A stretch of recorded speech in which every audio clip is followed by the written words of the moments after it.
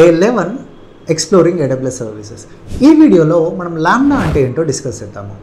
జనరల్గా డెవలపర్స్ రాసిన అప్లికేషన్ని డిప్లాయ్ చేసి రన్ చేయడం కోసము మనం EC2 ఇన్స్టాన్స్ని యూజ్ చేస్తాము. ఆ EC2 ఇన్స్టాన్స్ యూజ్ చేసే ప్రాసెస్లో మనకు ఒక ప్రాబ్లం ఉంది. అంటే మనం డిప్లాయ్ చేసిన అప్లికేషన్ ఎంత టైం రన్ అయింది అనే దాన్ని కాకుండా EC2 ఇన్స్టాన్స్ ఎంత టైం రన్ అయింది అనేదాన్ని బేస్ చేసుకొని AWS వాడు మనకి మంత్లీ బిల్ వేస్తాడు. అయితే మనకి ఒక రోజులో మన అప్లికేషన్ ఎవరు వాడకపోయినా కానీ మన సర్వర్ ఆన్లోనే ఉంది కాబట్టి మనకి 24 అవర్స్ బిల్ అయితే పడుతుంది. దాన్ని ఓవర్కమ్ చేయడం కోసము మనకి లాంబ్డా అయితే హెల్ప్ అవుతుంది. లాంబ్డా అనేది ఒక సర్వర్లెస్ సర్వీస్.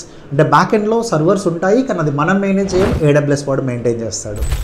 ఈ లాంబ్డాలో మన డెవలపర్స్ రాసిన కోడ్ మొత్తం జిప్ చేసి డిప్లాయ్ చేసి మన లాంబ్డాని రన్ చేయొచ్చు.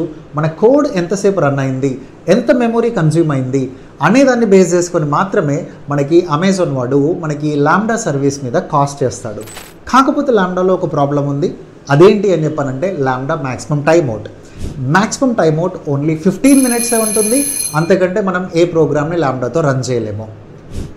ఇలాంటి మరెన్నో వీడియోల కోసం ఫాలో అవర్స్.